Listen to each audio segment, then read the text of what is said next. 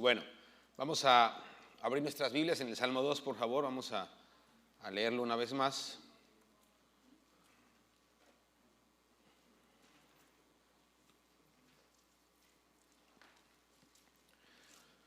Y dice así: ¿por qué se amotinan las gentes y los pueblos piensan cosas vanas? Se levantarán los reyes de la tierra y príncipes consultarán, unidos contra Jehová y contra su ungido, diciendo: rompamos sus ligaduras y echemos de nosotros sus cuerdas. El que mora en los cielos se reirá, el Señor se burlará de ellos. Luego hablará a ellos en su furor y los turbará con su ira. Pero yo he puesto mi rey sobre Sión, mi santo monte. Yo publicaré el decreto. Jehová me ha dicho: mi hijo eres tú, yo te engendré hoy. Pídeme y te daré por herencia a las naciones, y como posesión tuya los confines de la tierra. Los quebrantarás con vara de hierro, como vasijas de alfarero los desmenuzarás. Ahora pues, oh reyes, sed prudentes, admitid amonestación, oh jueces de la tierra. Servid a Jehová con temor y alegraos con temblor, honrad al Hijo, para que no se enoje y perezcáis en el camino, pues se inflama de pronto su ira.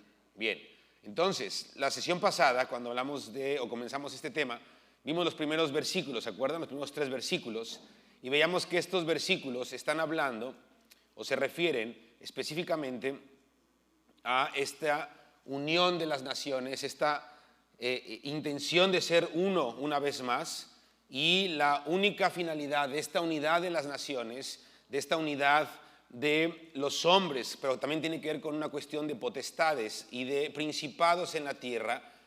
La finalidad es buscar deshacerse de lo que Dios ha dado y ha dicho. Obviamente eso es imposible, ¿no? Nadie puede deshacerse de eso.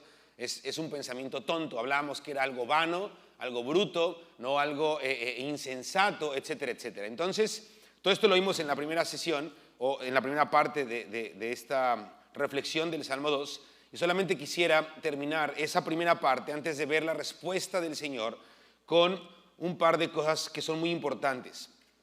Jesucristo dijo que la luz y las tinieblas iban a llegar a su plenitud, o quizás más preciso, el trigo y la cizaña iban a llegar a su madurez, a su plenitud.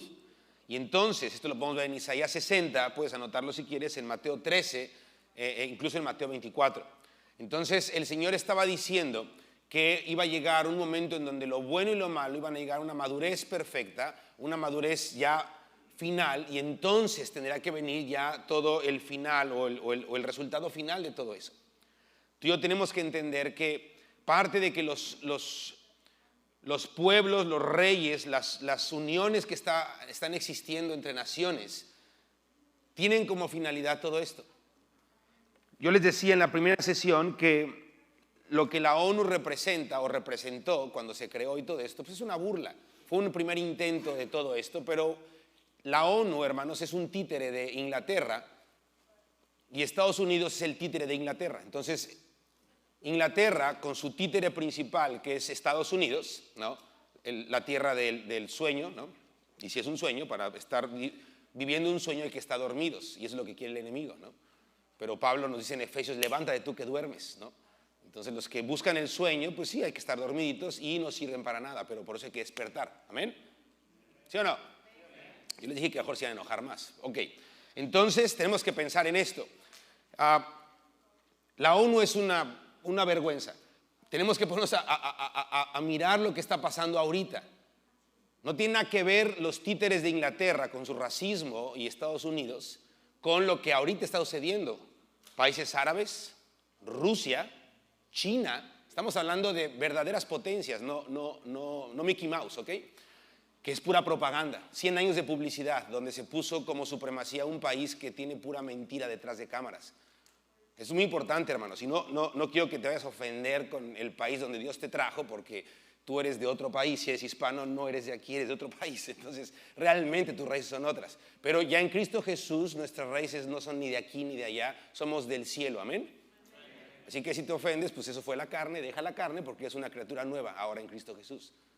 Si en verdad somos criaturas nuevas, si no, fue a decir: ¿yo a quién me quita mi ciudadanía? ¿No?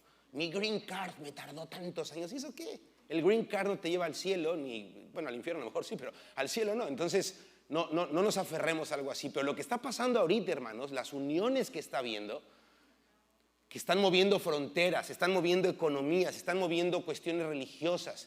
Esto, hermanos, está dando un resultado, o va a dar un resultado mucho mayor, que es la aparición del anticristo. Fíjate lo que está diciendo Daniel, capítulo 8, versículo 23.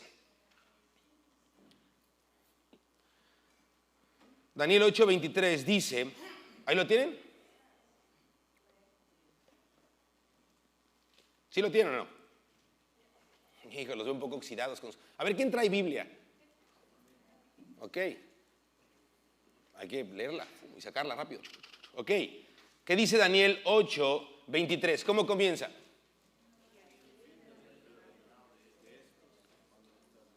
Ok. Al final del reinado de estos, con los transgresores, ¿qué dice? Lleguen al colmo, o sea, los que transgreden, los que rebasan, los que buscan, son estos reyes de los primeros versículos del Salmo 2. Toda esta sociedad influenciada, ¿no?, manipulada, inspirada por una situación contraria a Dios, que está buscando deshacerse de las cosas de Dios. Cuando todos estos transgresores, estos reyes, esta generación lleguen a, ¿qué dice ahí? A un colmo. O sea, cuando la cizaña llegue a su crecimiento máximo para la cosecha, cuando ya llegue al colmo. ¿Están conmigo? ¿Qué dice ahí? Un rey, y este es el anticristo, ¿ok? Un rey, tú puedes ponerlo entre paréntesis ahí, el anticristo se levantará. Entonces estamos llegando al punto final de todo esto, hermanos. No nada más es que, ay, va a estar muy feo, una tercera guerra mundial, ¿no? Bombardearon Israel, qué triste, o están echándole bronca a los árabes, pobres árabes también, porque están pobres árabes, ¿no? Pobres judíos, pobres árabes, pobres mexicanos, pobres blancos, pobres morados, ¿no? Morenos, amarillos, pobres de todos, porque sin Cristo estamos mal. Pero no es nada más eso, es que todo el plan que Dios nos está enseñando en el Salmo 2 se está llevando a cabo, como Dios nos muestra su plan, entendemos su proceder, cómo operan las cosas con la perspectiva de Dios, que es la perfecta y correcta, y tenemos que entender, cuando todo esto llega a un colmo, porque tiene que llegar a un colmo, porque está escrito, se le va a levantar un rey, y este rey es el anticristo. Estamos muy cerca de ver al anticristo, hermanos, y esto es bueno. ¿Por qué? Porque una vez que aparezca el anticristo y comiencen los 7 años finales de esta era, va a haber 3 años y medio de falsa paz y seguridad, que va a ser un fastidio para la iglesia, porque van a empezar a perseguirnos por creer en Cristo. Pero después vendrán 3 años y medio de gran tribulación, que va a ser una gloria para la iglesia, porque veremos los juicios de Dios en contra del anticristo y su reino, aunque va a seguir la persecución. Y después de eso, al sonar de la 7ª trompeta, aparecerá la señal del Hijo del Hombre en las nubes, volviendo con gran gloria y poder. Y seremos arrebatados. Y en un abrir y cerrar de ojos seremos transformados con un cuerpo semejante al de Cristo, de acuerdo a nuestra vida y a nuestras obras en esta vida o en nuestro tiempo de vida. 2 Corintios 5, del 10 y 11. Amén. No te pares después de que diga esto, si fuera tu caso, pero la iglesia sí estará en la gran tribulación. Es totalmente bíblico y es necesario que empecemos a entenderlo de una manera concreta, sensata, y con el fin de unirnos al clamor del Padre y del Hijo desde el cielo, nosotros en la tierra, para que se haga como en el cielo, también ¿en dónde? En la tierra. Ese es el fin del Salmo 2, entender todo esto. Tener la perspectiva de Dios y poder unirnos en su labor, santificándonos en la gracia que se nos ha dado en Cristo Jesús, en esta vida nueva que tenemos, pero también actuando a favor de su reino y entendiendo su plan, entendiendo el beneplácito de su voluntad, entendiendo cuál es el misterio de su voluntad. Efesios 1 y Efesios 5. Para no ser insensatos. ¿Por qué aquí que tinieblas cubrirán la tierra y oscuridad de las naciones? Pero el Señor va a surgir de vosotros. Esa gloria va a salir, Isaías 60. Y su gloria será vista a través de nosotros. Las tinieblas van a cubrir la tierra. Eso está pasando. El mundo está bajo el maligno. El Dios de este siglo es Satanás. E Isaías profetiza de un momento de mucha mayor oscuridad, o de una oscuridad densa, plena, en perfección, una oscuridad total. Pero la luz del Señor va a resplandecer de nosotros hacia afuera. Esa es la iglesia, hermanos. Y por último, en este primer punto de esta reflexión del Salmo 2, que son los primeros 3 versículos hasta donde vamos, tenemos también que mencionar esto. Jesús y Pablo lo que más advirtieron en sus declaraciones, en el caso de Pablo sus escritos, y en el caso de Jesús lo que él declaraba, y estos evangelistas registraron en su momento, Mateo, Marcos, Lucas, Juan, y Juan en Apocalipsis, en esa epístola, en esa carta, en el libro de Apocalipsis. Tenemos que pensar o entender esto. Lo que más habló Jesús y lo que más habló Pablo, lo que más advirtieron es: tengan cuidado con el engaño al final de los tiempos. Cuidado cómo oyen, cuidado de no ser engañados. Primera de Timoteo, capítulo 4, versículo 1 al 3 dice: pero el Espíritu Santo, que está con mayúsculas, dice claramente que en los últimos tiempos algunos apostatarán de la fe, se van a decepcionar de la fe. Apostatar es decepcionarse de lo que creían, de creer en Cristo. Los va a decepcionar. No, lo que yo quería no es como a mí me lo platicaron, y van a darle la espalda y van a ir en sentido contrario a Cristo. ¿Y cómo van a apostatar? Porque van a escuchar a espíritus engañadores, ¿sí o no? Y doctrinas de demonios.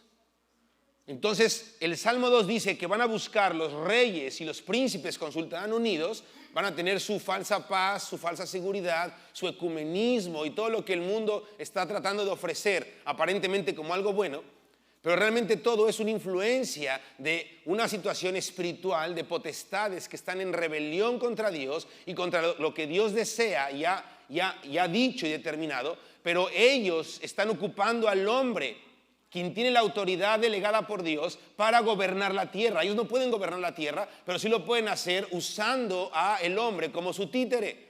El titiritero son los espíritus o las potestades, Satanás y los ángeles que están en rebeldía, y los títeres son los humanos que están siguiendo todo eso.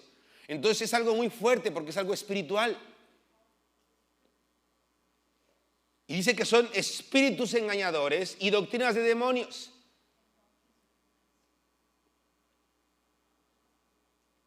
Entonces es una situación muy fuerte, hermanos, que con esto concluye la primera parte con la que comenzamos la sesión pasada. Ahí ustedes pueden repasar el video o la grabación, pero faltaba hablar de este cachito nada más. Pero entonces podemos encontrar del versículo 4 al 6 del Salmo 2 la respuesta del Padre.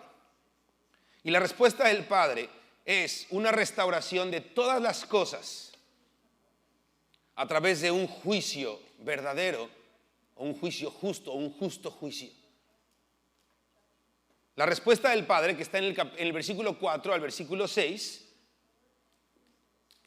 es una respuesta que Dios da desde el cielo, dirigida a los reyes de la tierra, a todos estos príncipes y nobles que consultan unidos, buscando separarse de Dios por la influencia del oculto, de lo caído, de lo espiritual oculto o de las tinieblas, y con esa unión fuera de orden, del orden de Dios, y esa influencia satánica y maligna, junto con toda la naturaleza caída del mismo hombre, esta unión que no es correcta para Dios y que no va de acuerdo a sus planes, el Señor responde desde el cielo por causa de esa situación. Y Dios les revela su plan, les revela una respuesta, o a través de la respuesta les dice a estos rebeldes una declaración muy importante y muy profunda o muy fuerte. Número 1, yo tengo un plan. La respuesta de Dios, que es en un sentido o con un tinte, ¿no? Con un sabor de burla, porque dice que el Señor está en los cielos, se reirá, ¿sí o no? Él se burlará de ellos, ¿sí o no?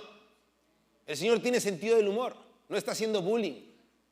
El Señor se burla y tiene una burla santa y justa. Qué interesante, ¿sí o no? ¿Sí estás entendiendo esto, hermano? Todas las acechanzas y todas las intenciones caídas del hombre o de cualquier otra creación que se rebele contra Dios, para Dios son causa de burla. Estoy como diciendo, no, ¿qué estás haciendo? Tú y yo tenemos que confiar en lo que Dios ha dicho, en quién es Dios y en lo que Él va a hacer, a través de la revelación de su palabra. No para burlarnos en un sentido de que, mira, están haciendo esto. No, porque no somos Dios para hacer eso, ¿estamos de acuerdo? Pero sí podemos confiar en que para Dios esto, lo más seguro es que Dios está desde los cielos, literalmente burlándose, riéndose de ellos. Entonces la respuesta del Padre, repito, hacia los rebeldes, los reyes rebeldes y todo lo que está juntándose en contra de su voluntad y de su ley, de su verdad, de su ungido, declara el propósito de Dios. Y número uno es, voy a magnificar a Jesús como rey. O sea, yo voy a poner y a mostrar de manera completa y magnífica. Voy a exaltar hasta lo sumo y lo voy a revelar a Jesús como el rey. Y un rey que va a estar sobre todas las naciones. No es un rey nada más en un castillo en el cielo o un rey de una región lejana, no. Es el rey que va a estar sobre todo reino, todo principado, todo dominio, toda potestad. Lo único que está sobre Jesucristo es Dios Padre. Amén.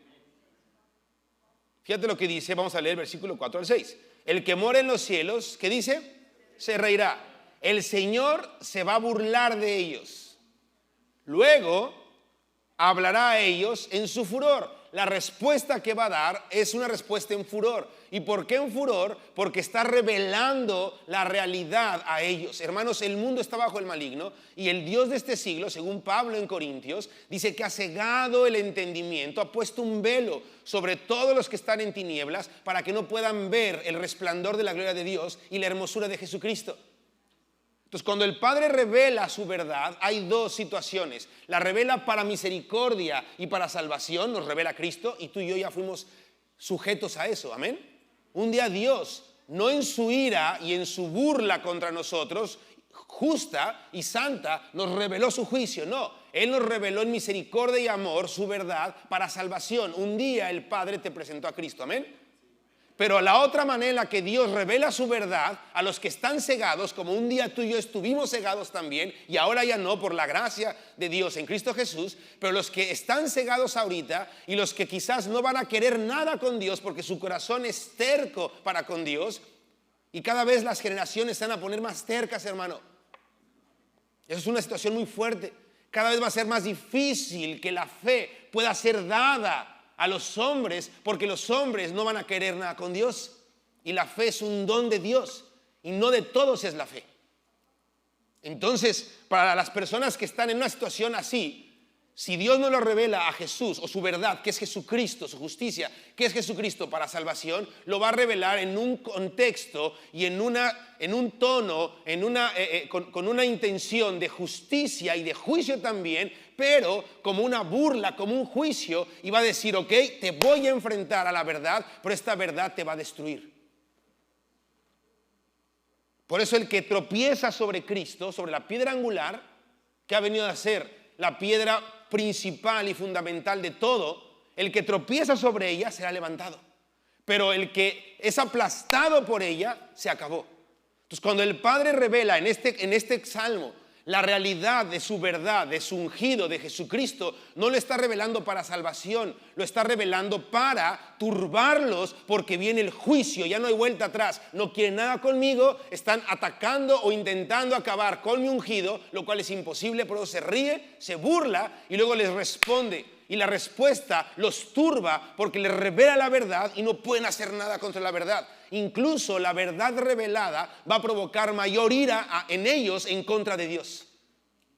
A mayor predicación con nuestro estilo de vida en santidad, para los días que estamos acercándonos o mientras más avance el tiempo, mayor ira y odio se va a levantar en contra de nosotros y en contra de la verdad de Dios, hermano. Así que el ser santo va a provocar persecución de manera automática, hermano.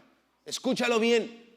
No tienes que pararte a gritar en un desfile de homosexuales como muchos lo hacen, y qué bueno que lo hacen, pero no es necesario eso. Con que seas alguien que guarda sus ojos y no ve a una mujer que no es su esposa, o una mujer que no anda coqueteando con el que no es su esposo. Los jovencitos no ven pornografía, y si están atados a algo así, van a la luz y lo exponen, porque no hay condenación en Cristo, para ser salvos y librados con sus padres, con los pastores. Las mujercitas que están teniendo ciertas situaciones van y lo exponen. Cuando vivimos todo esto, hermanos, es suficiente. Es más que suficiente para hablar un mensaje que pueda transformar a homosexuales, a lesbianas, a perros y gatos que eran humanos y luego se operaron. El Señor puede transformar todo eso porque somos gente que vive en santidad. Somos la verdad viviente en la tierra. El estar predicando en las calles es bueno, pero hermanos, no es suficiente. Nunca lo fue, porque ni siquiera en un sentido es bíblico, pero no va a tocar el tema. Y no lo va a hacer en los días que vienen si no vivimos en santidad. Hay llamados, hay gente llamada a eso, hay gente que tiene el testimonio. Conocimos a un joven que es hijo de un par de mujeres, porque una se inseminó artificialmente y nació en una familia de mamá. Pero conoció a Cristo en la adolescencia, se entregó al Señor y predica el mensaje de salvación a toda esa comunidad y les dice: yo vengo de una familia que está totalmente disfuncional, tuve una mamá y una mamá, pero el Señor salva, el Señor transforma. Yo salí de ahí y predica. Hay gente que es llamada para eso porque tiene cómo hablar de eso.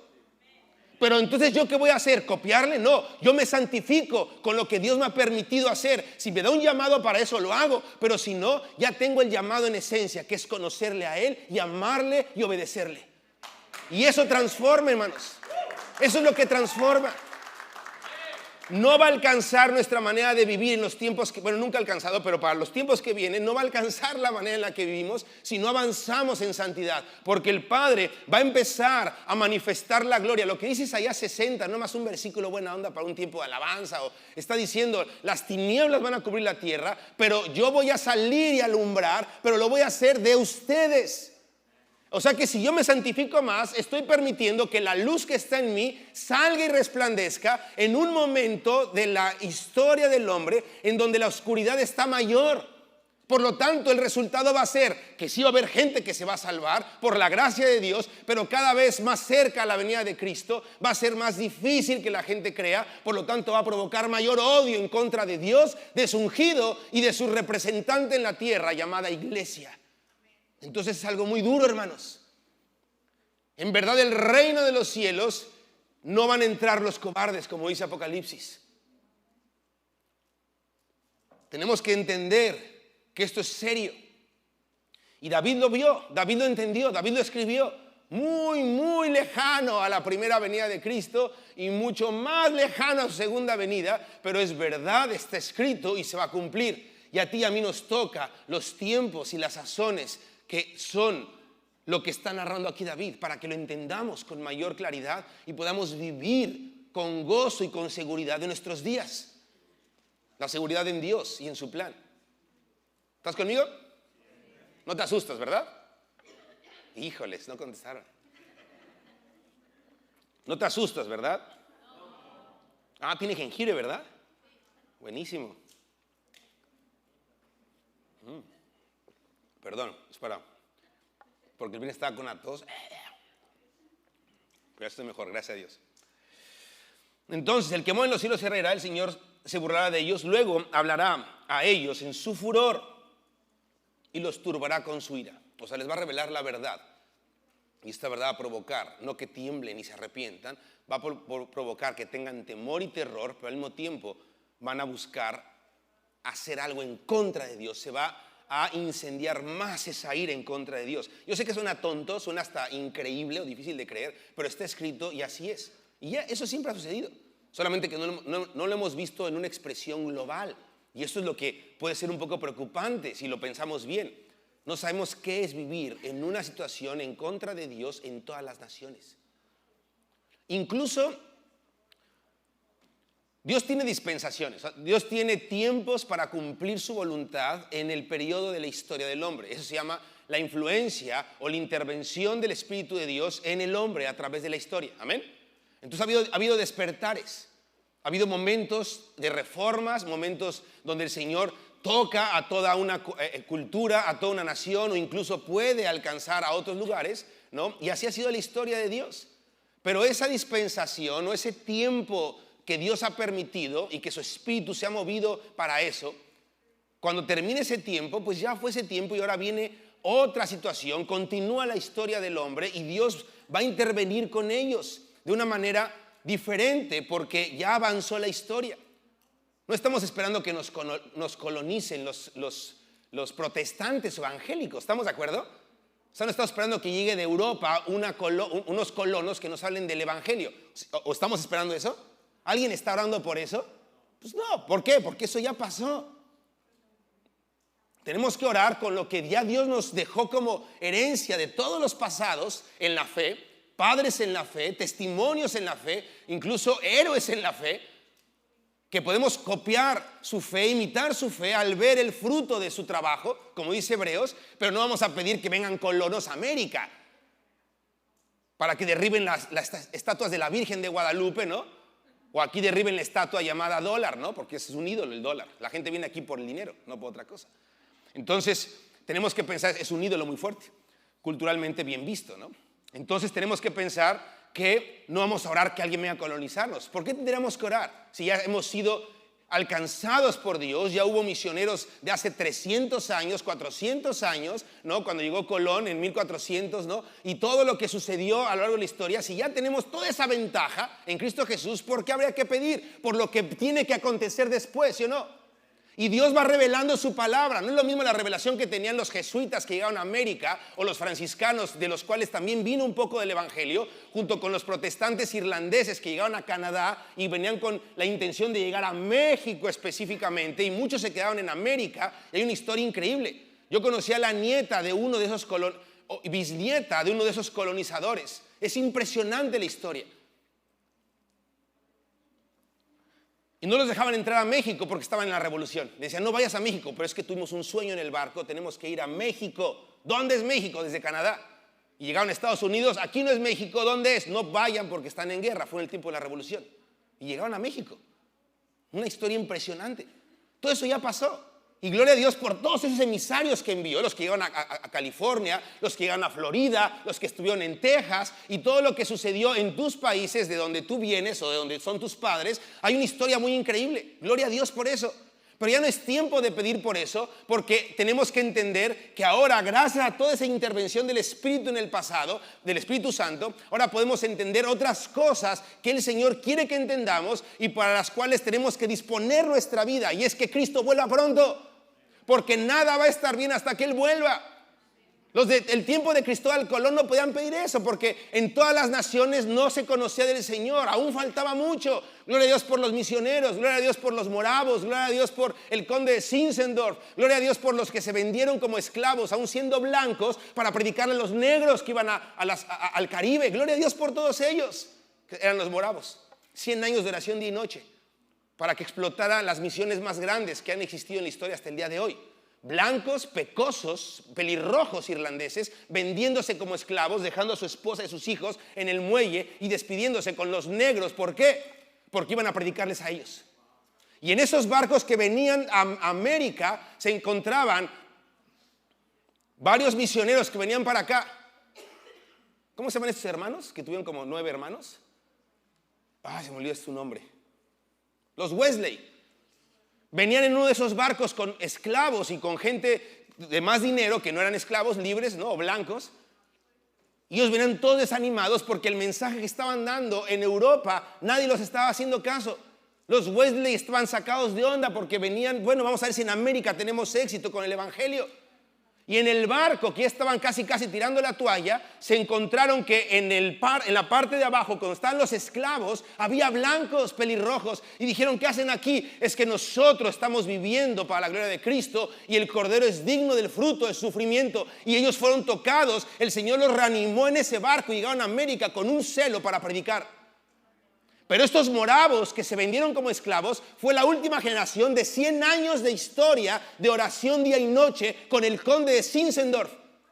Un conde que dijo, voy a refugiar católicos, luteranos, calvinistas, protestantes, porque había guerra en Alemania, guerra en otras partes de Europa, y él tenía una isla, era dueño de esa isla, y los refugió y dijo, aquí vamos a tener a todos, y yo voy a mantenerlos. Y dice la historia que fueron 30 años donde hubo pleitos, porque imagínate, un luterano con un calvinista, ¿no? Y con un católico, ¿no? Y un protestante, y una situación donde 30 años les costó adaptarse, los refugió porque los querían matar. Pero empezaron a orar día y noche cantando la palabra. 100 años duró eso. Y el fruto fue que se empezaron a vender como esclavos para alcanzar a los negros. ¡Qué impresionante! Y ellos llegaron a América también. La historia de Dios es increíble con la iglesia y con su proceder. Pero ahora no podemos orar, Señor, levanta otro conde Zinzendorf. No, Señor, ya nos has puesto a nosotros. Nos das un lugar para orar, nos das libertad para cantar, nos das instrumentos que brincos dieran ellos de tenerlos. Quiero dar mi vida, ¿para qué? Para orar y pedir que vuelvas por segunda vez, para orar por la iglesia que sea santificada, para orar por los santos que tienen tribulación, para orar por Israel, porque Israel no va a entender hasta que la iglesia madure. Entonces, Señor, salva a Israel, pero también edifica tu iglesia, porque Israel no va a creer hasta que la plenitud de los gentiles se cumpla. Romanos 11. Tenemos que interceder por muchas cosas y vivir en santidad.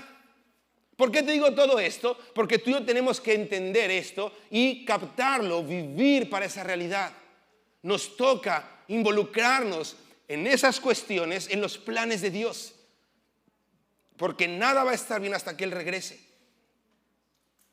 Por lo tanto, el Señor le está revelando en esta respuesta que es acerca de su justicia y se burla y les exhibe a Cristo.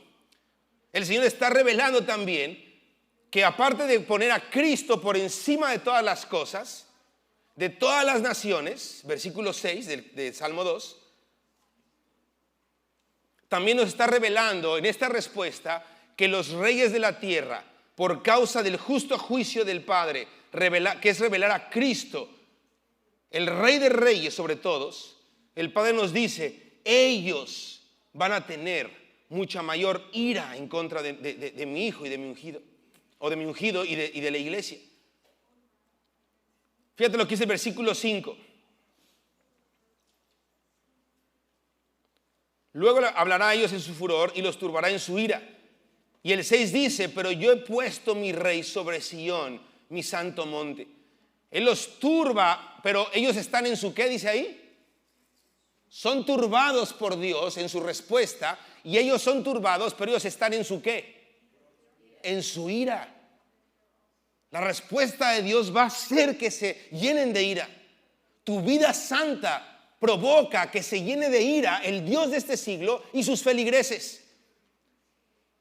Y no es con la intención de que se pierdan y se mueran en el infierno, es con la intención de que no podemos jugar ni titubear. Hay un rey sobre Sión y su nombre es Jesucristo, pero no porque lo declaro y lo grito en las calles, sino porque vivo para Él y en su realidad.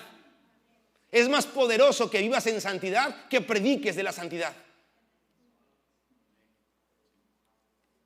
Jesús fue entonces, o será, ya fue entronado, fue entronizado, fue puesto sobre todo en gloria por la resurrección, en victoria que tuvo. Pero el Padre va a comenzar a revelar con mayor énfasis esto. Ayer hablábamos un ratito en lo que cenábamos en la noche y le decía a mis amigos que la verdad hay mucha ignorancia. Me sorprende, no me preocupa porque está escrito y Dios está cambiando eso, pero hay mucha ignorancia, incluso en gente que tiene ciertos cargos para servir en las cuestiones de Dios. La gente no sabe quién viene por segunda vez, cuándo viene, cómo viene, si vamos al cielo, si no vamos al cielo, si se pierde o no la salvación. Hay mucha ignorancia de eso. La gente ni siquiera sabe del milenio. Un montón de cosas que no es de que, es que ese tema, no hay que hablar de eso, hay que hablar de la salvación. No, hermano, hay que hablar de la salvación y el reino es el evangelio completo. Te presento la salvación, que es el inicio, y te hablo de la continuidad y que es la eternidad del reino. Ya no es tiempo de hablar nada más de la salvación en las calles, hay que vivir en la salvación y hablar del reino, porque este evangelio del reino será predicado en todas las etnias y entonces vendrá el fin. Mateo 24, palabras de Jesús. El evangelio del reino es el mismo, habla de la salvación, pero se entiende ya todo el contexto de que viene el rey, viene a gobernar sobre todo, y el que vence podrá reinar con él durante 1000 años y tener accesos y glorias semejantes a las de Cristo por la eternidad. Tenemos que hablar de eso. ¿Sabes por qué? Porque las generaciones que están naciendo, los jóvenes, tienen el ADN dado por Dios para recibir ese mensaje y entregarse a eso. ¿Por qué? Porque Dios necesita una generación de niños, de los que maman, para fundar la fortaleza, para fundar la alabanza, y de ellos el Señor va a levantar un cántico para los días de la gran tribulación. Se necesita esa generación. Si nosotros somos listos, somos sensatos, vamos a comernos el mensaje, ese rollo que es dulce y luego es amargo al vientre, que nos va a purgar de lo malo y nos va a dar un detox en la fe, en lo espiritual, y podremos ser padres que enseñan como nodrizas que dan de comer a los bebés que amamantan una generación con la verdad del reino, para que estén listos en la hora más oscura de la historia. Es bien importante esto, hermano. Ni siquiera es de que, ay, no me gusta, por eso ya me voy. Pues vete, pero no es de que te guste o no, va a pasar. Mejor entérate, santifícate, arrepiéntete y volvámonos al Señor y demos testimonio a los que Dios quiere usar para esos días. Porque van a pelear contra el Cordero, pero el Cordero, ¿qué? Los vencerá, porque Él es el Señor de señores. Él es la roca cuya obra es perfecta, sus caminos son rectos, todos ellos son justos. Es el Dios de verdad sin iniquidad. Ese es su nombre, justo y recto. Y toda esa generación le habrá vencido al dragón por el testimonio de la palabra de ellos, porque lavaban sus ropas con la sangre del Cordero y porque menospreciaron sus vidas hasta la muerte. Apocalipsis 12. ¿De dónde va a salir esa generación? ¿De dónde va a salir esos jóvenes que van a dar todo por el Señor si se les sigue enseñando aquí a la iglesia el domingo? Ahí se lo traigo, pastor, para que ore por mi hijo porque no entiende. Y a lo mejor el pastor dice, ¿y tú qué estás haciendo? No entiende porque te ve a ti, que eres un papanatas en la Biblia. Eres un neófito en el estudio de la palabra. Ni siquiera oras. ¿Para qué me lo traes a mí? Obviamente puedo ayudarte, pero si quieres que cambie, entonces dame la responsiva para yo encargarme de él y ya que no te conozca a ti, porque es un pésimo ejemplo. Papás y mamás neófitos, que son más estorbo que ayuda. Somos un estorbo para Dios, hermanos, si no vivimos en santidad y con nuestra vida le enseñamos a nuestros hijos cómo se santifica uno para Dios. Entonces, si quieres dárselo al pastor o a la esposa del pastor o a los ancianos que están ministrando en la iglesia, dáselos, pero dáselos por completo. Y ya no estorbemos más. No seamos duros, tercos, contumaces, como lo fue Israel, por el pecado de incredulidad. Mejor unámonos a la corriente del Señor y seamos de uso honroso, no un estorbo para Dios. ¿Estás oyendo eso, hermano? Y jóvenes, no es pretexto, es que mi papá no lee. Ya Samuel dijo que si no lees no voy a obedecer. No sean tercos, no sean bobos, no sean necios, no sean también pues bobos. Lean la Biblia, pasen a hablar, testifiquen del evangelio, cómanse la palabra. Toda esa personalidad rara, como emo, como inhibida, como de temor, como que no me vean. Hermanos jóvenes, maduren, crezcan en el Señor. Es la etapa más gloriosa, desde que comienza la adolescencia hasta que llegan a los 30 promedio. Es una etapa gloriosa donde su gloria es su fuerza. Y no tienen ninguna responsabilidad para darse con todo al Señor. Y a veces son los que menos oran, los que menos pasan, los que menos hablan. ¿Por qué? Es que está joven, déjenlo. No, da unas nalgadas. Ponte a orar, joven. Pregúntale a mis hijos cómo les va cuando no leen la Biblia. Ay, qué legalista. No, hermanos, no es legalismo. Es para salvarlos. Tenemos que estorbarle a nuestros hijos en lo malo y ser un incentivo para lanzarlos en la fe. Si no, somos un estorbo. Jóvenes tienen que meterse con Dios. No hay pretexto. Tendrán que ser los primeros en estar corriendo en todas las cosas de Dios. Busquen al Señor, hermanos, porque los días son malos y Dios necesita amigos en la tierra que se conecten con Él en todo esto. ¿Estás conmigo? Rafael lo profetizó y dijo, ay, Samuel. O sea, me los entregó ya un poco como, a lo mejor porque tardó mucho hablando de los diezmos y yo, aquí está pasando algo, ¿no? Pero nada más preparó el asunto. Aquí la cosa está más fuerte. Ánimo, hermanos. Hijos como 3. Ánimo. A ver, ¿dónde están los que tienen de 25 para abajo? Alcen la mano. ¿Hay? No hay jóvenes. A ver, ¿quién de aquí tiene menos de 25? Eso. Son como 4. Bueno, ¿quién tiene menos de 30? 30 para abajo. A ver, ahí atrás hay unos de 30. ¿Por qué no están en la mano? Álcenla. ¿O no entienden la traducción? ¿Qué edad tienes tú? ¿No? Estás en el tope. Aunque ya estás casadito y ya tienes otra responsabilidad. Hablo más a los solteros sobre todo. Pero obviamente aplica a todos. ¿Vamos bien? Que el Señor tenga misericordia y nos visite. Pero no nos visite nada más en un tiempo de alabanza, que esté increíble. Que nos visite en lo secreto. Y para que nos visite en lo secreto, ¿qué crees que tenemos que buscar? ¿Qué? No, su palabra. Pero si yo quiero encontrarme con Dios, si me quiero encontrar con Dios en Pizza Hut o en Panera, ¿qué tendría que hacer? Si quiero encontrar al Señor en el único lugar donde Él nos va a visitar de manera personal, que se llama lugar secreto, ¿dónde tengo que estar? Entonces si buscamos, Señor, visítanos en la iglesia. Y si el Señor, por misericordia, los que sí lo buscan, y a su palabra, nos toca, y a veces nos es una embarradita nada más. Y nos conformamos, estuvo increíble. Y el Señor dice, sí estuvo increíble, pero realmente vine a visitar al que estaba junto a ti, porque Él me ha buscado diario como loco. ¿Dónde estás tú, hermano? ¿Dónde estoy yo? ¿Lo buscamos en lo secreto? Dios no puede ser burlado. Estamos acostumbrados a vivir de las migajas o del regurgitado de otro. Tenemos que ir de primera persona, Señor, aquí estoy. Entonces, jóvenes, si no están incendiados por Dios, se los voy a decir sin ningún temor a equivocarme, porque yo pasé por su edad y pude encontrarme con Dios en varias etapas de mis 13 a mis 21 años específicamente, y Dios marcó mi vida con muchas cosas.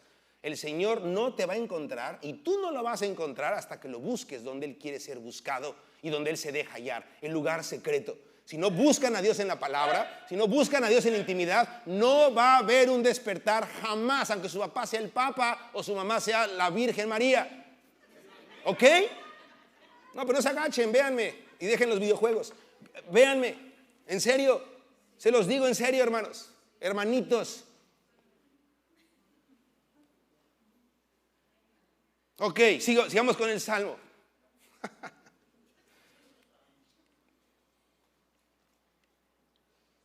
Se acabó la aceptación.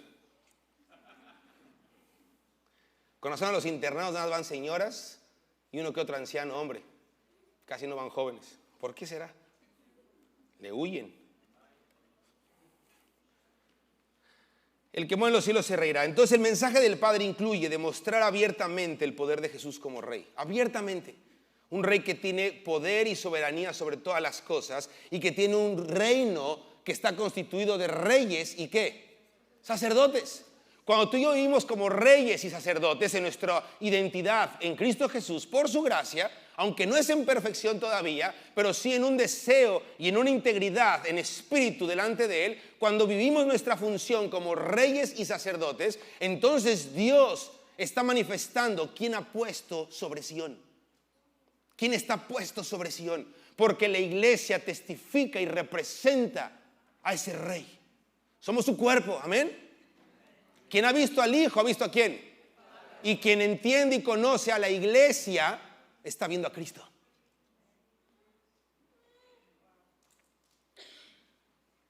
Y esto, hermanos, va a provocar una angustia que jamás se ha visto sobre la tierra, sobre los líderes, sobre los políticos. Nunca en la historia se ha visto lo que está profetizado en el Salmo 2 y se va a ver en los días que vienen.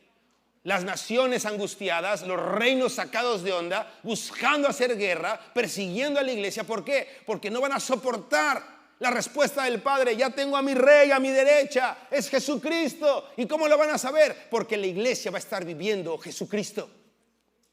A tal grado que los reinos, la política, las leyes van a decir, me incomoda. Sí, va a haber muchos salvos, va a haber otra camada de salvos con otro calibre, verdaderas conversiones, hermano, verdaderas conversiones, las cuales escasean hoy en día. Va a empezar a ver todo eso, pero también va a haber mucha reacción en contra, como dice el Salmo. Van a odiar más al Señor, pero ¿cómo? ¿Cómo lo van a ver? Porque la iglesia lo va a estar testificando. Esa es la respuesta de Dios a través de los santos. Ya está el Rey en Sion, su nombre es Jesucristo. ¿Quién lo declara? La iglesia. ¿Y cómo le creemos? Porque vive en santidad, vive totalmente opuesta al sistema de este mundo. Dios responde a través de los santos. Dios te responde a ti con la finalidad de que a través de ti Él también responda a las naciones, a los inconversos. En esta ira, Dios va a hablarles a ellos, a los líderes de la sociedad, a los gobernantes, y esto, como te lo dije, va a ser a través de la iglesia. Hay una característica principal, de varias que podemos pensar, pero hay una principal en los falsos profetas. Y es que los falsos profetas solamente hablan o profetizan bendición a la gente. Mira, el mundo es experto en mentir, ¿sí o no? Porque el mundo está bajo el maligno, ¿sí o no? ¿Y el padre de la mentira quién es? Satanás, entonces el diablo. Entonces el mundo es experto en mentir. Pero si todavía tú mientes, de repente hay que despojarnos del viejo hombre, ¿ok? Y de sus hechos. Pero el mundo, sin Cristo obviamente, el mundo como tal, es experto en mentiras, en engaños. Por lo tanto son expertos en discernir, en oler cuando algo es genuino y cuando algo es mentira, porque saben de eso, saben de la estafa, saben del engaño. Saben del evangelio de la prosperidad, saben de pare de sufrir, saben de denominaciones, entienden eso, no les da igual. Les da igual que predique un testigo de Jehová, que un creyente, un evangélico, un protestante, un masón, un mormón, ¿no? un bautista, un pentecostal, les da igual. Porque dicen, es la misma historia, no hay cambio, es falso, son iguales que nosotros. Escucha lo que estoy diciendo, hermano. Pero Jesucristo no es eso. Jesucristo es la verdad y la vida. Por lo tanto, los falsos profetas y el falso testimonio que involucra todo esto solo hablan de bendición. Hablan de prosperidad. Hablan de que todo va a estar bien. Incluso aquellos que se niegan a la verdad de Dios y al liderazgo de Dios van a hablar prosperidad. Porque el mundo que quiere prosperidad. El mundo quiere que le vaya bien, quiere su propia justicia. Pero Dios nunca ha estado en esas realidades o en esos dichos, en esas clamaciones o aclamaciones. Porque a diferencia de un verdadero profeta o de la verdadera iglesia o del espíritu de profecía en esencia, que es el testimonio de Jesucristo, a diferencia de eso, estos falsos profetas y este falso testimonio, este falso mover de justicia que se está levantando muy fuerte en la tierra, nunca va a hablar de los juicios de Dios. Nunca va a hablar de los juicios de Dios. Y quiero decirte aquí dos cosas importantes. Alguien que nunca habla de los juicios de Dios, pues es un ignorante de Dios y lo más seguro es que pueda ser un falso profeta, ¿ok? ¿Ok? Escucha bien lo que te voy a decir.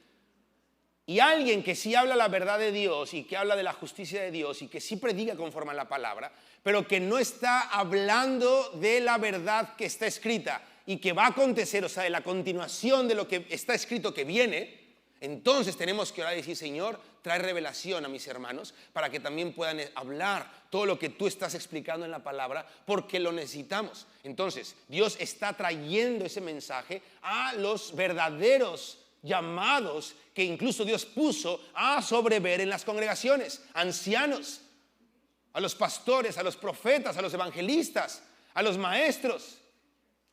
El Señor está trayendo esa revelación a los niños, a los jóvenes, a las ancianas que son maestras de la piedad, que tienen que enseñarle a otras mujeres más jóvenes a vivir de manera casta, etcétera, etcétera, como dice Tito. Dios está trayendo y tenemos que orar, Señor, revela a nuestra generación de adultos y ancianos o mayores, mentores, revela, Padre, todos los asuntos de la venida de Cristo, todos los asuntos del reino, para que haya gente que enseñe en todo eso, que tenga un celo por tu verdad. Y que pueda haber una distinción entre un falso profeta y un verdadero profeta enviado por Dios. Pero alguien que nunca habla de los juicios de Dios es falso profeta, hermano. Así lo puedes distinguir. No tienes ni siquiera que esperar a ver sus frutos. Si nunca menciona que por medio de tribulaciones tenemos que entrar al reino y que es mejor de alguna manera ser probados en este tiempo y todo lo que la Biblia enseña, entonces yo te invito a que sospeches y digas, yo creo que esta persona a lo mejor comenzó bien algún tiempo, pero se está desviando su fe porque ya no está hablando de la esencia del evangelio. Y la esencia del evangelio es que un justo que no la debía, pagó por los injustos. Y si eso hicieron con el tronco, ¿qué no harán con las ramas? Si el Hijo de Dios, Dios mismo permitió y lo sometió a pruebas, a dolor, a tribulación y a muerte para eterna salvación, ¿qué no va a permitir Dios que nos pase a nosotros para ser también transformados? Entonces es un juicio, ¿sí o no? No para salvación eterna, sino para transformación de nuestra alma y de nuestra vida. Es muy importante. Jeremías habla acerca de esto. Ezequiel también y Miqueas. Te voy a dictar las citas para no leerlas. Espero que tengas con qué anotar y si no, espero que seas súper inteligente para que te las grabes de memoria. Pero ahí te va. Jeremías 6:14, Jeremías 8:11. Jeremías 14, 13 al 14 y 23, 16 al 22. Te lo voy a repetir, todos son de Jeremías. 6:14, 8:11, 14, 13 al 14 y 23, 16 al 22, por ponerte algunos de Jeremías. Ahora Ezequiel, 16 al 22, del 23 de Jeremías. Ezequiel, 13, 9 al 10. Y luego 13, 16. Y por último, Miqueas 3, 5 al 6, o 5 y 6. Miqueas 3, 5 y 6. De Ezequiel, te repito, fue el 13 de Ezequiel, versículo 9 al 10, y luego versículo 16. Miqueas 3, 5 y 6. Fíjate lo que dice Jeremías 23.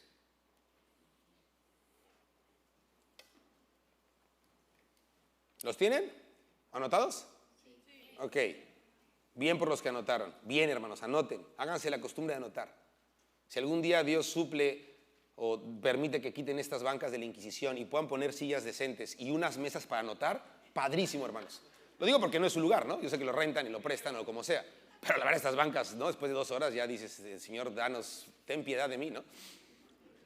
Pero si pueden poner sillas normales y mesas para anotar, es increíble poder tener la oportunidad de estar anotando. Si no, pues así, en papelito, así como algunos veo que están ahí. ¿Cuál dijo? Miqueas 2, ¿no? Los que no anotan, en serio, hermanos, los animo en el nombre del Señor a que anoten. No son suficientemente listos, así como yo, que tampoco soy súper listo. Quisiera hacerlo, para aprender todas las cosas de memoria. ¿Ok? Y no se confíen de eso. Porque si va a haber persecución, ni eso, ni esto, ni esto. Por eso cuando dije, ¿cómo traes Biblia? Y la gente le hace así. ¿Cómo te explico? Pero bueno, sigamos, ¿ok? Jeremías 23, 16 y 17 dice así: no escuchéis las palabras de los profetas que os profetizan. 17 dice así: no vendrá mal sobre vosotros. No escuchen esas palabras. Te lo resumí, 23, 16 y 17. No escuchen a los profetas que dicen, no vendrá mal. No les hagan caso.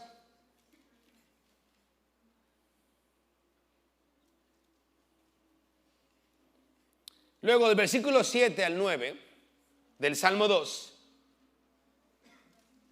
hay otra intervención de Dios, Dios Hijo, el Verbo. Y es una respuesta en el oficio del Verbo de Dios hecho carne. Es el apóstol de nuestras almas. Es el mentor y el maestro de nuestra profesión, de nuestro oficio. Esto dice Hebreos capítulo 3, versículo 1 en adelante. 1 y 2, si no me equivoco. Hebreos 3, 1 y 2. Dice, considerad pues, y habla de Jesucristo, nuestro Salvador. El oficio del Señor es ser el sumo sacerdote que intercede para siempre. Amén. Entonces la respuesta lógica del Verbo de Dios, de la palabra hecha carne, del que está a su diestra para siempre, es intercesión. ¿Y qué es lo que va a responder en intercesión? Jesús responde a través de la intercesión, de la declaración, y número 1 lo que está respondiendo es, sí, estoy de acuerdo con tu decreto, Padre, con tu voluntad. Sí, estoy de acuerdo. Y también, como estoy de acuerdo, o porque estoy de acuerdo, voy a empezar a declarar esa voluntad para que se haga como en el cielo, en la tierra. Por eso el Padre nos la revela a nosotros para que la declaremos. Versículos 7 al 9, ¿lo tienes ahí? Del Salmo 2. Dice, yo publicaré ¿qué? El decreto. Jehová me ha dicho, mi hijo eres tú, yo te he engendrado hoy. Pídeme y te daré por herencia a las naciones. ¿Qué más dice? Posesión tuya, ¿qué? Los confines de la tierra, todo va a ser para ti. Pero antes le dice, ¿qué? Pídeme. Jesús está diciendo la declaración que el Padre le ha dado y dice, estoy de acuerdo y esto es lo que tú has dicho, pídeme, por eso yo te voy a pedir. ¿Qué leímos ahorita en Isaías 62? Los que se acuerdan de Jehová, ¿qué? No le den descanso. ¿Se acuerdan cuando se habló de Israel? Que se oró por Israel. ¿Sí te acuerdas que oraste por Israel, verdad? Hace como 1 hora y media. ¿Sí o no? ¿Sí te acuerdas o no? Entonces dice, los que se acuerdan de Jehová no se den descanso ni den reposo a él hasta que restablezca, ¿sí o no? Porque él ha puesto sobre sus muros centinelas que claman a él, ¿cuándo? Día y noche. Al Señor le gusta que le pidamos. Mateo 7, pide, busca, Sermón del Monte. Pero el 7 dice, no sean hombres de poca fe. Piden al Padre bueno y el Padre bueno sabe darles buenas dádivas. Valen más que los pájaros, valen más que los lirios. Entonces Jesús conoce esa realidad. El Verbo conoce eso porque es Dios mismo. Y Dios mismo está respondiendo. El Verbo a la diestra del Padre dice, sí, tú has dicho esto, pídeme y te daré por eso las naciones. Y como posesión tuya los confines de la tierra. Los quebrantarás con vara de hierro, como vasijas de alfarero los desmenuzarás. El Padre ha dicho un decreto, Jesús lo conoce, Él lo declara, pero nos lo está revelando para que nos unamos a ese clamor.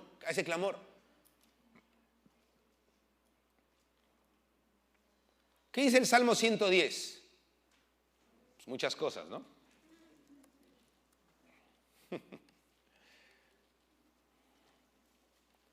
Fíjate lo que dice. Vamos rápidamente al Salmo 110. Porque tú puedas pensar y decir, entonces, ¿qué hay que orar? ¿Que el Señor destruya a esos reyes? Mátalo, Señor. No, no está diciendo eso. Jesús los va a matar cuando vuelva por segunda vez. Él solito va a matar a todos los que el Padre le va a juntar en el valle de Josafat, de Armagedón, para esa batalla final.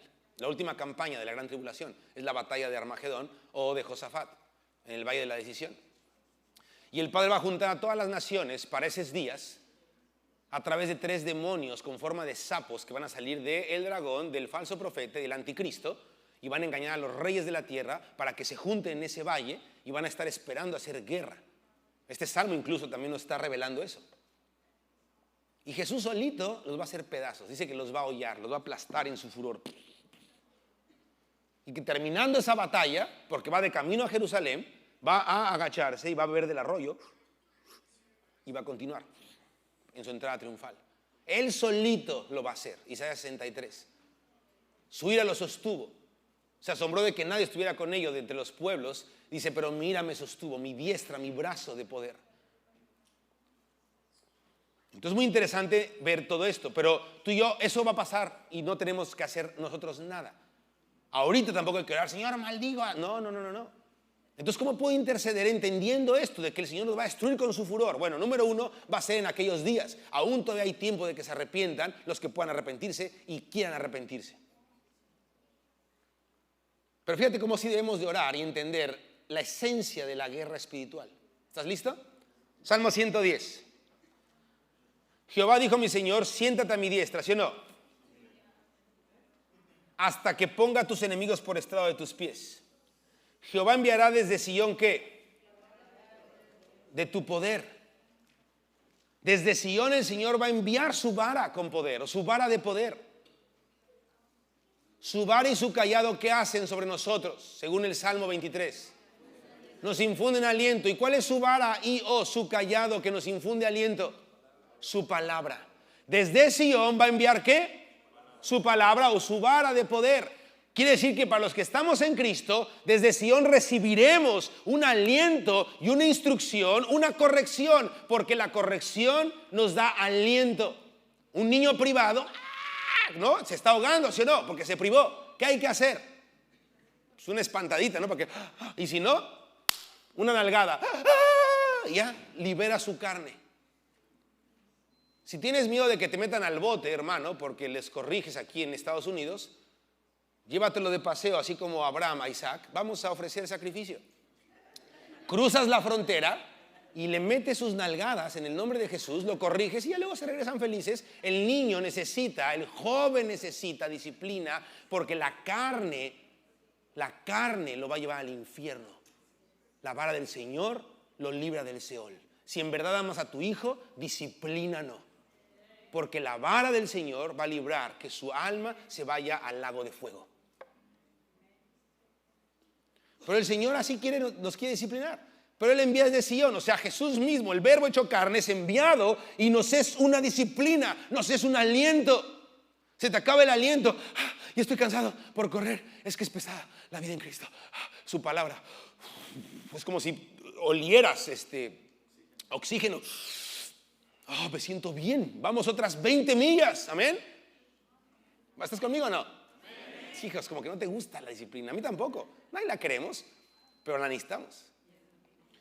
Dice, domina el medio de tus pueblos, de tus enemigos, perdón. Tu pueblo, ¿qué dice ahí? Entonces, cuando el Señor envía desde Sion su poder, su vara, y a nosotros nos corrige para vida porque somos de Él, también esa corrección que nos da vida nos ayuda a manifestar su vida, y ese testimonio de vida que es su palabra en nosotros, que a nosotros nos corrigió y nos ordenó, para otros es dominio y es una situación de victoria, de derrota para los enemigos, de victoria para nosotros. Tú y yo podemos vencer y podemos gobernar, no porque los maldecimos a los enemigos, sino porque somos corregidos por su palabra nos da aliento y podemos seguir avanzando en santidad, y todo lo que nos está buscando destruir y sus enemigos son dominados porque su verdad está en nosotros, hermano. Esa es la esencia de la guerra espiritual, la alabanza, la adoración de una vida que obedece en santidad. Romanos 12, versículo 1 y 2. Sacrificios vivos, agradables, nuestra vida como una ofrenda, y todo esto como un culto racional. Pero luego fíjate lo que dice el versículo 3. Tu pueblo se te ofrecerá voluntariamente en el día de tu poder, en la hermosura de tu santidad, desde el seno de la aurora. Y luego sigue diciendo otras cosas ahí muy interesantes. Pero estos versículos de este salmo nos dan un flashazo de cómo el Señor gobierna, cómo el Señor domina. Él necesita que nosotros hablemos la verdad, pero antes de hablarla o junto con hablarla, vivir la verdad. Y esa verdad solamente la recibimos desde Sion celestial, que es el trono de Dios en el cielo. Ahí está Cristo, su palabra hecha carne, espíritu de verdad, su palabra revelada que nos instruye, nos alienta, y eso nos permite gobernar, dominar sobre nuestros enemigos. El primero es tu carne. Es el primero. Y luego todas las cuestiones demoníacas y espirituales que buscan hacerte caer conforme a tus concupiscencias. Si te gusta X o Y, va a estar moliendo un demonio, un espíritu, buscando el momento en que des chance y empieza a atacar en tus pensamientos, con recuerdos, con situaciones caídas. Y tu carne también va a decir, yo quiero esto. Hay que dominar sobre esos enemigos. La lengua floja o la lengua parlanchina, los ojos que andan viendo para otro lado, los oídos que tienen comezón de oír en un sentido del chisme. Hay que dominar sobre los enemigos. Necesitamos que su vara salga desde Sion y nos corrija, hermanos. Vamos terminando ya.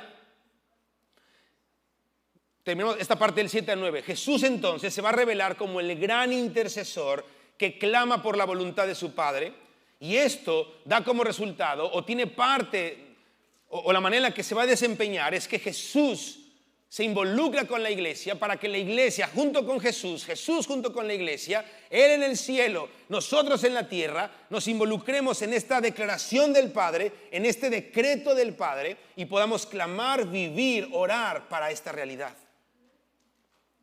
Y en esencia es tu liderazgo y autoridad, realmente es lo que necesita la tierra. Tu gobierno, Jesús, es lo que necesita la tierra. ¿Cuánto nos urge que vengas?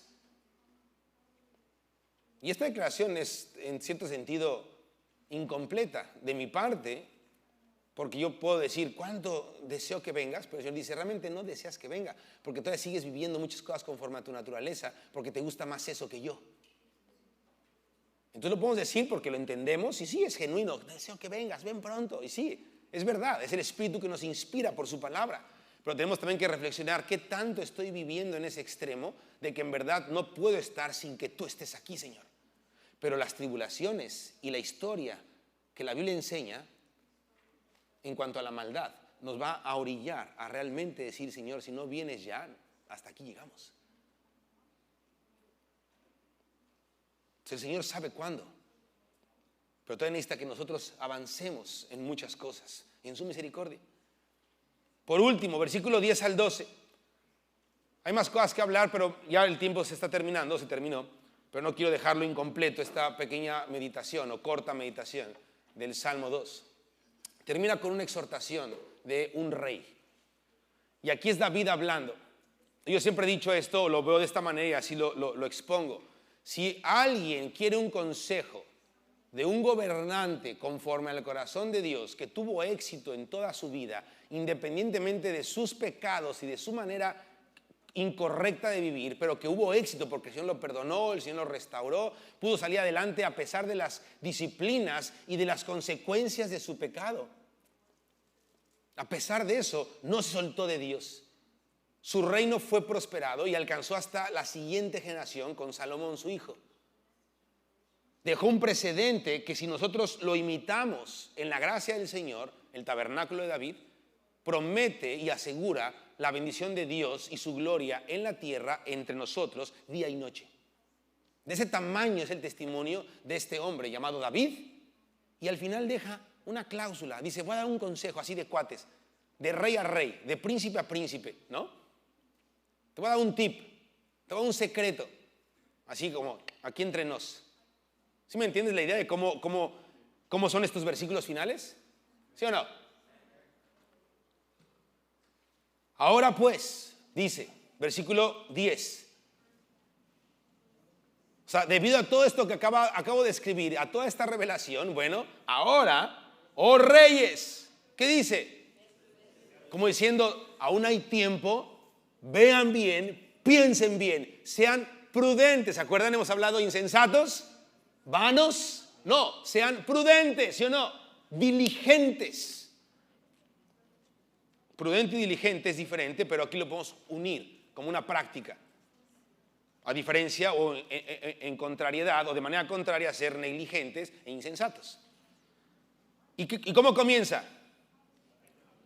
Admitid, o sea, acepta, reconoce, di sí, es verdad. Acepten, admitan amonestación. Jueces de la tierra. Dice, tienen que aceptar esto en prudencia. Esto es ser prudentes. El Señor dijo esto, es verdad, me arrepiento. Tú tienes razón, yo no. Tú eres Dios, yo soy creación. Amén. Eso está dirigido a los reyes. Si tú le quieres un día predicar al presidente, comienza con esto. Predícale el Salmo 2. Si para el versículo 2 te mandas a cortar la cabeza o a la silla eléctrica, pues sabrás que fuiste mártir. Pero si tienes gracia de Dios y puedes llegar al versículo 10, ahí va a tener un consejo dirigido a él. Pero si no te toca predicarle a un presidente, o a un gobernador, o a un sheriff, ¿no? O a un director de la escuela, o a un policía en la calle, tú puedes hablarlo a otro hermano y también decirle, hermano, sé prudente. Porque para Dios Padre, en Cristo Jesús, somos reyes y sacerdotes. Entonces también nos toca esto. Amén. Aunque va dirigido a los reyes y eso, pero nos toca también a nosotros. Fíjate, dice, admitan amonestación, jueces de la tierra. ¿Y cómo se desempeña esta prudencia y esta admisión de la amonestación? ¿Sirviendo a quién? ¿Con qué? Con temor. Y habla de tener gozo o satisfacción en tu vida con temblor. Si algo tiene que satisfacer tu vida es el gozo de que puedes servir a Dios Y servir a Dios, hermano, en esencia es agradarle a Él, no hacer algo para Él, sino desearle a Él y desear agradarle a Él. Si a ti te da gozo no mentir y saber que pudiste haber salido con la tuya, pues dices, no, Señor, te voy a agradar a ti, y dices la verdad aunque te pase una situación difícil, y te aguantas la vergüenza y admites que, Señor, pero yo sé que dentro de mí tú estás feliz y esto me causa gozo porque tengo temor y temblor de ti. Hermano, estás sirviendo a Dios. Ese es el gozo de la salvación. Saber que agradas a Dios con tus decisiones por Cristo y en Cristo Jesús.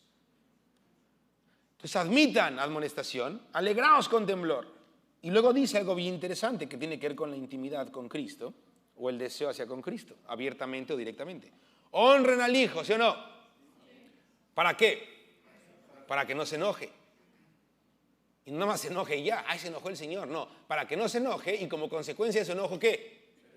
Perezcan en el camino, mueran, ¡pum! Pues se inflama de pronto su ira. Y esto habla de que el tiempo de su venida, aunque parece, falta mucho, ¡pum! Aquí están las puertas ya. Segunda de Pedro dice, muchos se burlan, ¿no? Están los burladores de que, se tarda mucho, ya lo olvidó, nunca va a venir, ¿no? Todo sigue igual desde el tiempo de nuestros padres. No se burlen. De pronto se inflama su ira, de repente ya es muy tarde, de repente ya se apostató, de repente ya no pueden volver a arrepentirse, ya no tienen capacidad de arrepentimiento, de repente llegó el Señor y con su ira, ¡pum!, perecieron. Y termina diciendo, bienaventurados todos los que en Él confían. Termina con una bendición increíble. Si tú confías en Él, hermano, eres bienaventurado. Si en verdad descansamos en Él, somos bienaventurados. Somos benditos, somos felices, somos gente que está en la vida y en la prosperidad verdadera, que es en el Espíritu de Dios, en la vida de Dios, en Cristo Jesús. Ponte de pie, vamos a orar.